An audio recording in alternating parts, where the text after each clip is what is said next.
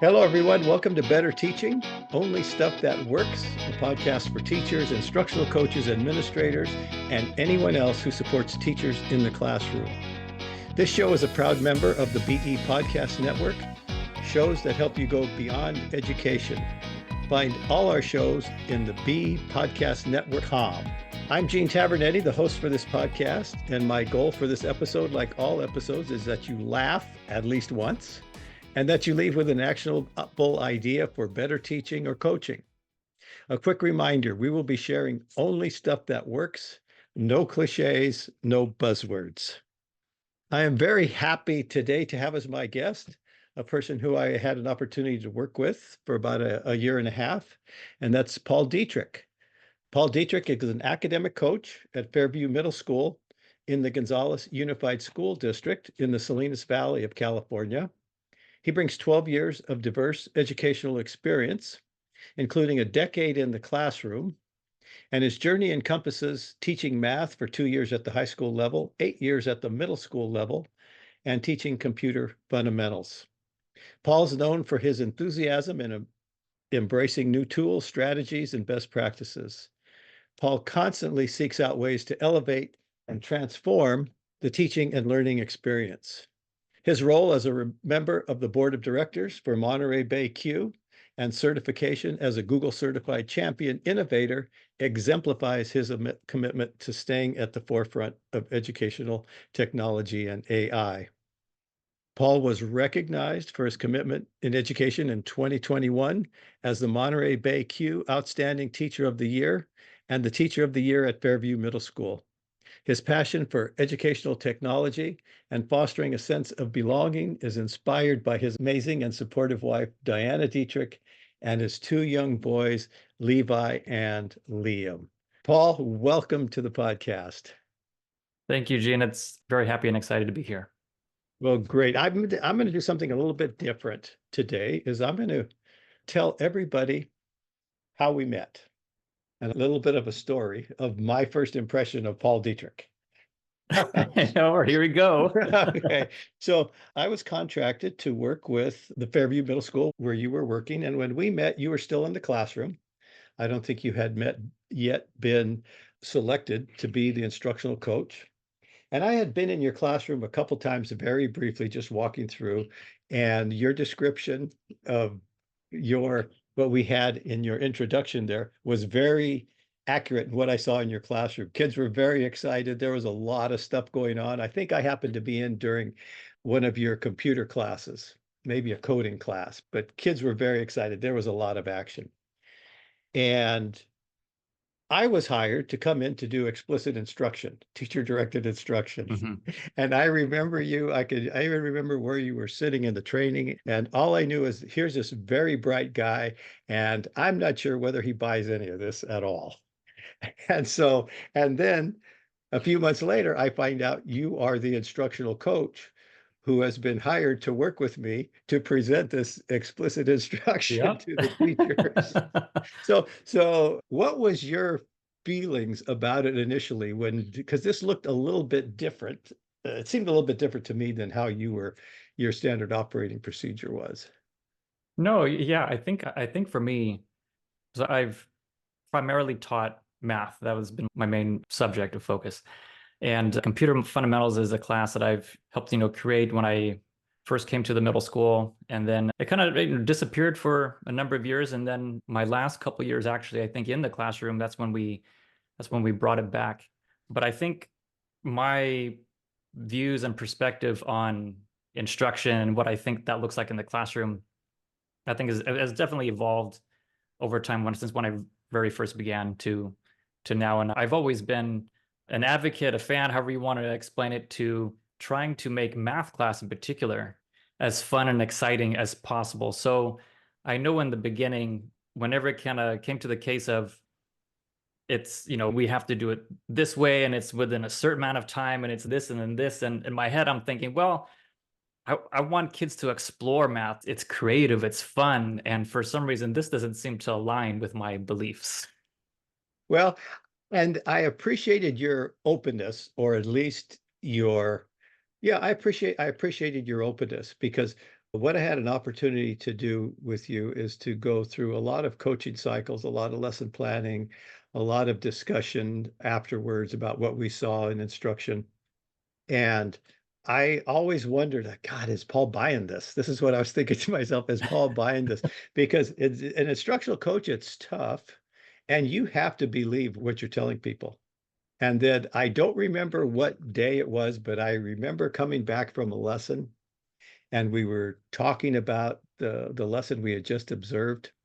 And you had some feedback that you telling me what you had seen. And it was as if my words came out of your mouth. And I thought, okay, grasshopper, I don't know what you're going to do when I'm gone, but we're seeing things the same way. And the reason that I'm spending so much time talking about this is because teachers are in so many silos now. There are the tech people, there are the traditional people, there are whatever they are, they're in silos. And everything that we do has something good, something good. So I don't know if asked you, let you know that I was going to ask you this, but where are you now with regard to the explicit instruction and what we had talked about for the time that I worked with you? Yeah, no, and in the time that we've worked together, I've brought it up at different times kind of throughout the year or years with our staff. And it's actually it's being brought up a lot more recently now at the beginning of this year because we have 2 new staff members. There are actually 3 new staff members at the site. And so I think it's going to be very interesting because those staff members range from being absolutely completely new, brand new to the classroom, to more of a veteran teacher. And what we have at the district or the site is this the GUR model, the gradual release of responsibility model, is the official/unofficial template for lesson planning. But in our work with you, doing the FAST framework at Fairview, I think it's going to be really beneficial and fun to start talking about it now at the beginning of the year with these teachers. And I've actually, just today, actually, I spent a meeting and with our brand new to the profession teacher, and we went through a lesson of what he's going to do on Monday. So Monday is observation day. All right, great. Oh, it's exciting. It's one of the most fun things to do is be able to sit down with a teacher and brainstorm about the lesson that they are going to teach that they're responsible for. So let's go back a little bit and talk about coaching. When I met you, it was you were brand new as a coach. The person who preceded you, I think, left in the middle of the year and the position was open. And as I said in the introduction, you were actually teacher of the year before you left the classroom. So tell me, what was the most unexpected thing that you encountered as you became in your role as a coach? Yeah, no, well, I think I managed it just like right on time. I think, I'd say now I have to think back because I believe this is probably my 13th year in education, my 3rd year as coach. And so I think, and I have to go back. I think when I left, I think I left on a high note because that was my teacher of the year.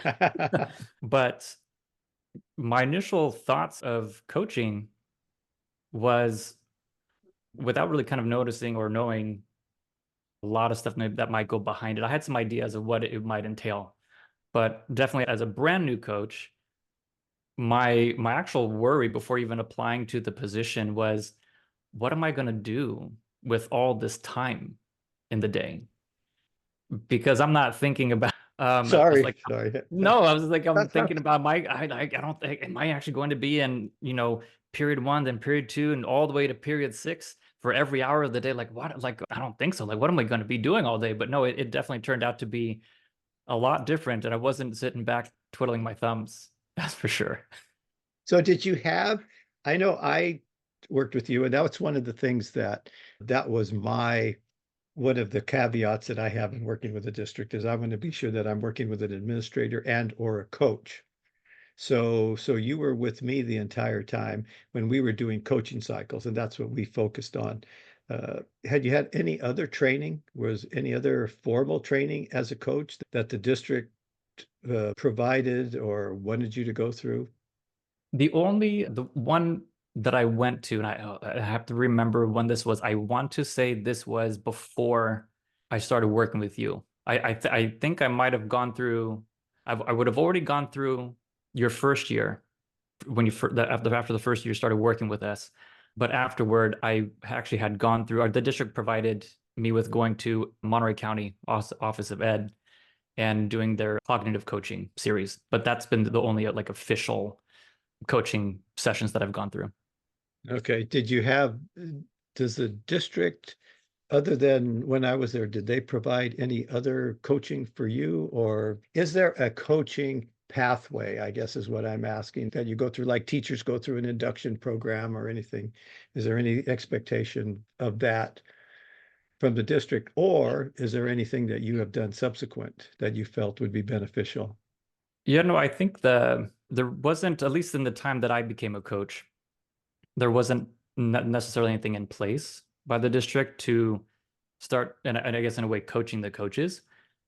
We've had coaches in the past, but I don't know if there were any specific trainings or programs that they had gone through. But I know since I've become a coach, we've had talks, not necessarily been kind of placed on the back burner, but we've had talks about coming up with programs or procedures and protocols to folders on Google Drive to start compiling all these really important things and documents and responsibilities, lists of responsibilities that should be in place for the next person in this position. Okay, and you were able, and as you do, that's based on your experience now and the experience of the other coaches. That's correct. But it wasn't there for you. You're hoping No. that the next okay. Jumped in, learn how to swim, you get pushed into a pool. Yeah, I don't think that's much different than a lot of places. But one of the things that always come up when we talk to coaches is if they had been a teacher at the site where they're now coaching. How was that? Was that more difficult than you thought? There wasn't a problem? What was your views on that? No, I think it's overall, it's actually been a really good experience. And actually, even kind of going back a second, I feel like even though there wasn't necessarily steps or policies or protocols in place for me to really learn the coaching world through the district, I've actually been really happy with the fact that I've actually received a lot of support for getting advice. Our current vice principal, for example, she was been a coach for many years, and so people like her in our district have been really, really key people to help me become the coach that I am today or learn that coaching world. And to the current question of being a coach at the school that you've taught at, that's a story, isn't it? That's an experience that we can kind of get into Yeah. because I know in our conversations we've talked about, it's interesting just because people may or they will see you in a different light. I think in different districts, ours being one of them, I feel like a lot of coaches are sometimes seen as pseudo admin, and maybe no fault to their own, for example, right? But I think for me, it was really important to really share with the staff that I've been working with really closely as colleagues for the last 10 years, I guess, or 10 years at that point in the classroom, was that I'm not evaluative in any sort of way. I'm really there as a partner, really there to be as a brainstorm partner. But I knew going into it that would take time. And even to this day, I think it's still taking time to really have people see me as, oh, like this person's really here to help and not have any other intentions about it. Well, I think a couple things in your situation that I think may have been helpful in that. Number one, you were seen as a successful teacher. How successful? You were selected teacher of the year before you left, because so many teachers who go into coaching, other teachers look at them and say, oh, they just wanted to get out. They were tired of it. They didn't want to do it. But you were, kind of at the top of your game, let's say, to use a cliche that I don't like to use, But I think that may have been helpful. One of the things that we talked about that I know we had several discussions about was initially your, I don't want to say hesitancy, but I can't think of a better word at this point, to work with teachers in content areas outside of math. How was that for you initially? How do you feel about that now? Well, I feel much better about it now. But I know no, I think the main issue that I've had, my biggest hesitancy about working with teachers outside of my own content area was the fact that me going into those conversations with them, I'm not an expert by any means. And for me to lead them through the process of, thinking about and designing a lesson with the FAST framework, like in my mind, I would think, okay, I need to know their content basically so I can help them fill in the gaps.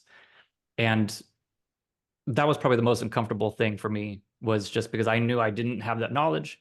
And, if, first impressions make a big statement, and I didn't want to appear right from the get-go as someone who just doesn't know what they're talking about. But I also had you as my mentor. So when I would see you working with our teachers of all these different, grade levels and content areas, I always I was thinking like, man, like Gene's got this down. He has an answer and a solution for everything. And I have to always keep in my mind, it's like, okay, he's been doing this for a really long time.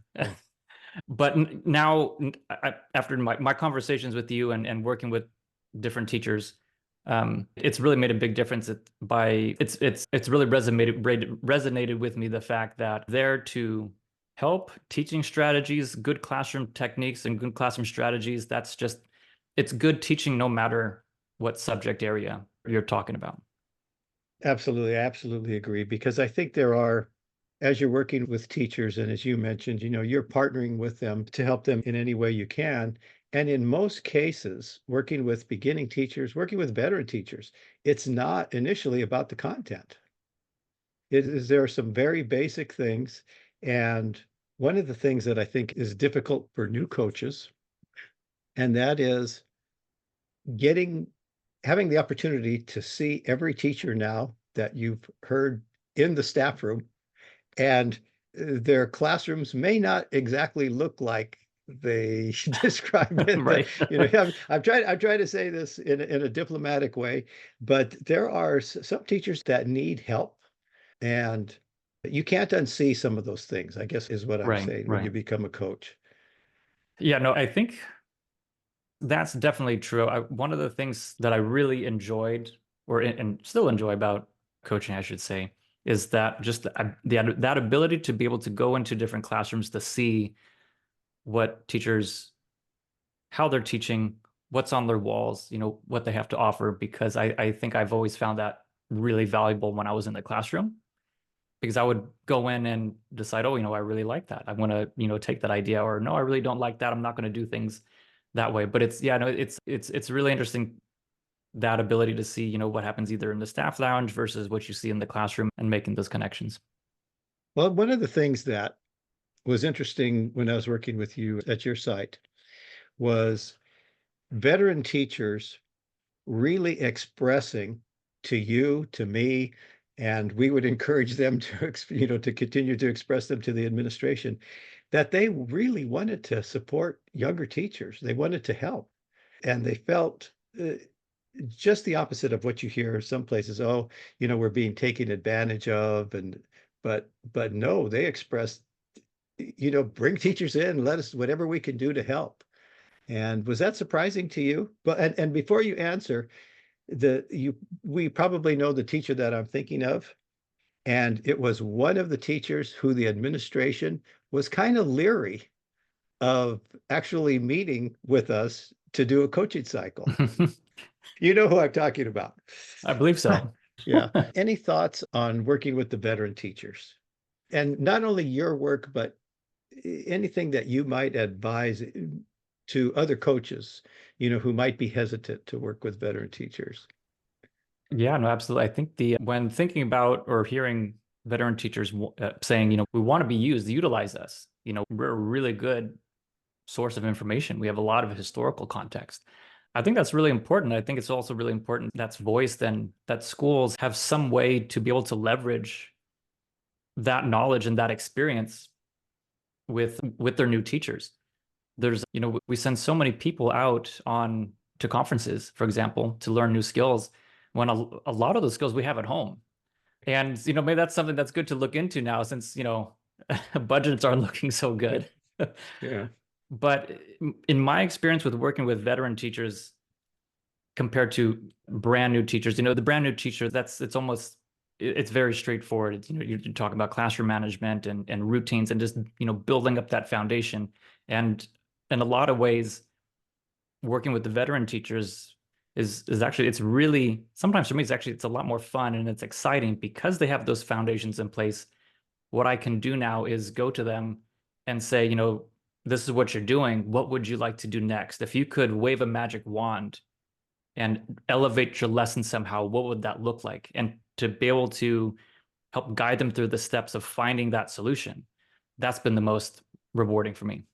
And I think you brought up something that I absolutely believe, and that is the difference between working with a novice teacher and working with a veteran teacher. Because I hear people say, and I don't know if you had this in the training that you had prior to me meeting you, that let's ask the teachers where they want to go. What do you want to do? Well, a new teacher has, in my opinion, it's so overwhelming. It's such a difficult job. And say, what do you want to do? Versus a veteran teacher, what do you want to do? It's a whole different thing because they have that context, they have that knowledge, they have that. Right. I just don't think there's one size fits all that we say, oh, the teachers are professional. Let's ask them what they want to do. They are professional. They're there every day, and there's still stuff you don't know. Absolutely. If you were going to have a chance to talk to some new coaches, some prospective people going into instructional coaching, what advice would you have for them? Advice, not only what you might give, but where would you direct them with regards to reading and studying or anything to help them along the way? So for brand new instructional coaches, that's, I think, my big, probably key advice is, you have to know, just like in teaching, you have to know why you're getting into instructional coaching. What's making you want to shift gears, so to speak.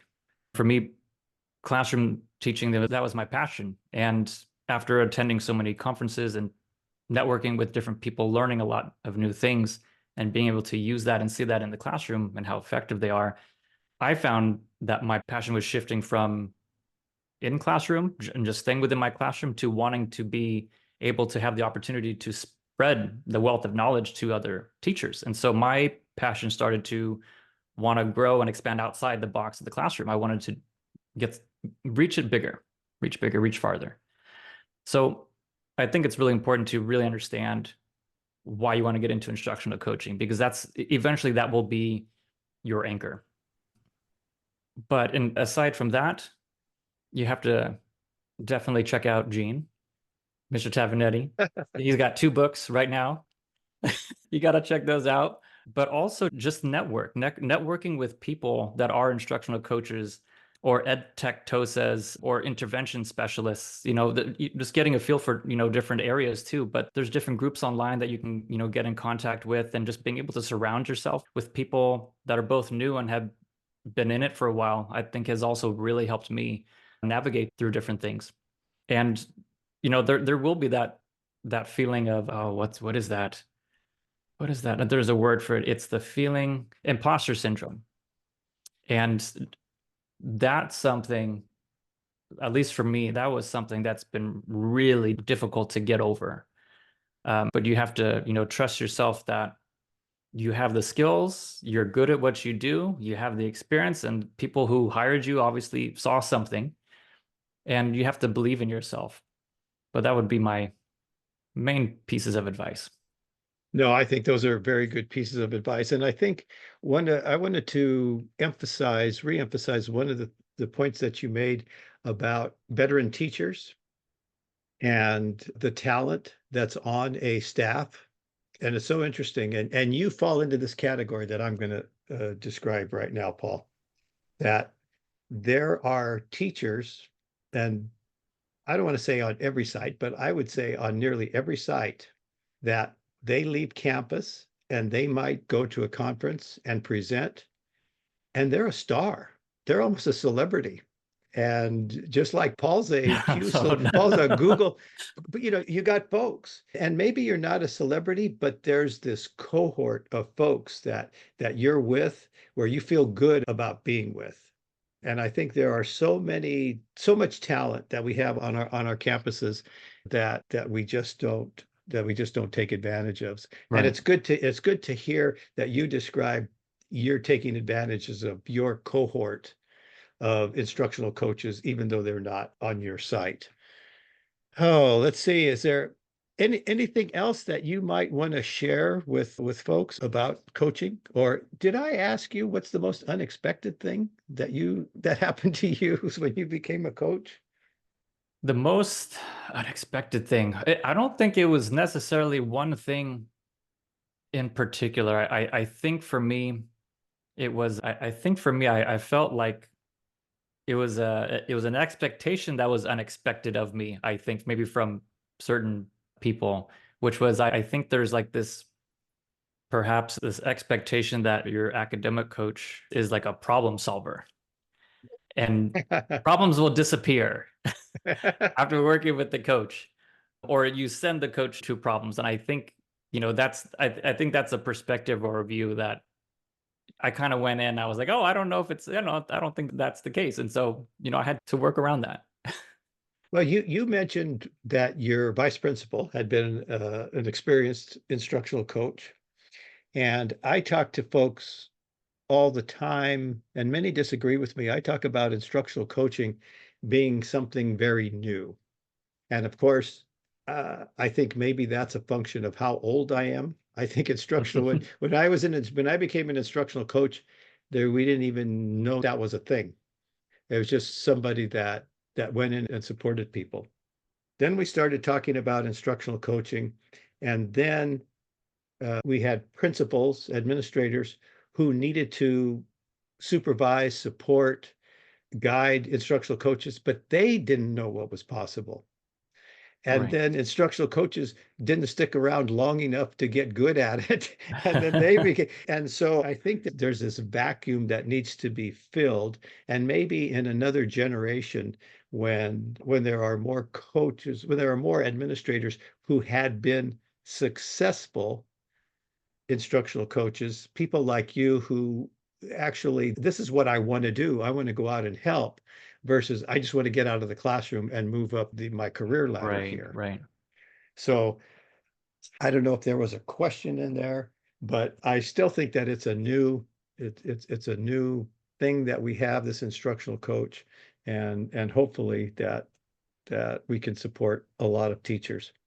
One thing that you are not an instructional coach, you are an academic coach. So I was going to mention that. And for us in our district, we have academic coaches.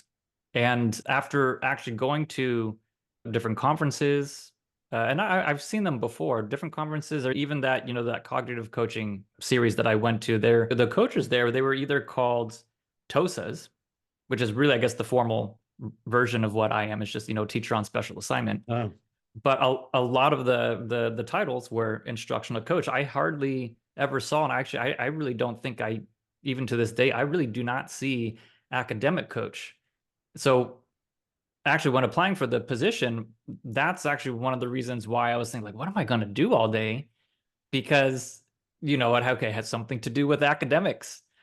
And but it turns out a lot of the responsibilities have to overlap very much so with an instructional coach. And even for what I do, actually now it's a combination of instructional coach with like ed tech TOSA and some other hats. that's because I think that's because of the bucket of talents that you bring. Somebody You else. make me blush, Gene. Yeah. Well, I think it's true. I think it's interesting about the term coach. I was talking to somebody who had been an instructional coach at a county office who said, "We stopped saying coach. We stopped saying coach," as if you stop saying the word, everything's going to be fine. You're going to start fooling people now. Oh, I'm not an instructional coach. I'm an academic coach. All right. As if it makes a difference. Have you talked to various people as the conferences that have various titles and you find out, hey, we're doing the same thing? We're doing the same thing. Yeah. Does that matter what you're called? Or I guess the end of everything, at the end of the day, no, probably not. I think if anything, it helps those that are not already familiar with who you are and what you do, or maybe you're new to the district, new to the site, maybe it's a little hint of like, oh, this person does these things. okay. So I know that this is going to be a very hypothetical question because I know you and your family and you are Gonzalez folk. You are in the district. But let's say you decided that you were going to go to another district and become an instructional coach, or you're going to another site within the district. What things would you think about that you might encounter that you didn't because everybody knew you? Yeah, no, so that's an interesting thought. I think I would two things just popped into my mind. One is that I would have to earn trust first before I could do anything else. And the advantage of being the coach at my site, I've already known all the teachers here for 10 years. And so I know them and had the privilege of going into their classrooms before I was a coach, and they knew me and, my personality, etc. And I think going to another district, a bigger district, or, what have you, even just I wouldn't say another school site within the district, just because, we're such a small district, everyone kind of knows everybody. But I think if I were to be at another district, yeah, that would be probably the biggest thing for me, would just be having to build that trust, needing to build that trust with other people before having that feeling of being invited in, or, hey, it's okay to come in anytime. And I think the second thing for me is just me, myself, into the classroom, and just having that constant reminder too, good teaching is good teaching. And I know first impressions are the most important thing, but relationships matters. I guess ultimately it comes down to that, is just being seen as someone who's supportive, a good brainstorm partner, sounding board, and someone that you're there to be there and collaborate with. One of the things that I was impressed with you as we went through classrooms and visited, you never needed emotionally. You may talk about an imposter syndrome, but it never looked to me like you needed to let the teachers know how smart you were. And you didn't feel the need, like you go into a classroom for 10 minutes and say, oh, you know what you could have done there, and I think that goes a long way to doing what you just said, is developing that trust. Is like, I'm not here to evaluate, which we do evaluate, but not evaluate in the sense of, Right. a formal evaluation. But I think that's critical. And I just wanted to piggyback a little bit on that, about building that trust. It's not like, you don't want people every time they see Paul, to hide and Right. turn away because, oh, he's gonna give me another tip. He's gonna give me another tip. He's so smart. And so it's a long-term thing. You take your time and it will develop. I know that teacher that we were talking about, I think we went in 3 or 4 times to that classroom just to Mhm. observe this veteran teacher. And then when he came in, we just listened. We were supposed to plan a lesson, and we listened to him talk for, 45 minutes, but that's what he needed to do. There are a lot of Mhm. things that he was upset about. And then once we heard him, he felt heard. And I think we earned some trust. Absolutely. Yeah. Paul, I got to tell you, it's good seeing you again. And I really appreciate you doing this. And I think it's going to be good for some of the new coaches and experienced coaches to hear what your experiences were. No, thank you, Gene. I really appreciate the opportunity to come onto your show here, your podcast. And I think throughout this process, the biggest anchor for me that, to this day really helps me in the coaching world is, it's not the teaching is good teaching or anything else. It's that mindset of going in and realizing, I'm not here to fix anybody. There's nothing to be fixed. Right. I'm seeing you where you are. We come together to make goals of where you'd like to go. And I'm here to work with you to get to that place. And once I realized that, I think actually a lot of pressure and weight was lifted, because that was such an overbearing thought that was over me. Oh, But yeah. yeah, No, that's terrific. And once you feel like that, the teachers will see that as well. They'll realize he's not here to fix me. He's not superior. We're in this together. right. Paul Dietrich, again, thank you so much. And the best to you. Say hello to anybody who would care. And we'll talk to you soon. Thanks a lot. Thank you, Jane. I appreciate it. If you are enjoying these podcasts, please give us a 5-star rating on Apple Podcasts. And you can find me on Twitter X at gtavernetti and on my website, tesscg.com. That's TESSCG.com, where you'll get information about how to order my books, Teach Fast, Focused Adaptable Structured Teaching, and Maximizing the Impact of Coaching Cycles. Thank you for listening. We'll talk to you soon.